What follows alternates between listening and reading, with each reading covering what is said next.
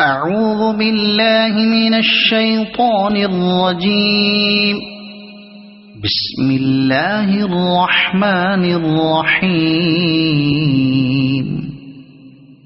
لا أقسم بهذا البلد وأنت حل بهذا البلد ووالد وما ولد لقد خلقنا الإنسان في كبد أيحسب أن لن يقدر عليه أحد يقول أهلكت مالا لبدا أيحسب أن لم يره أحد ألم نجعل له عينين ولسانا وشفتين وهديناه النجدين فلاقتحم العقبة وما أدراك ما العقبة فك رقبة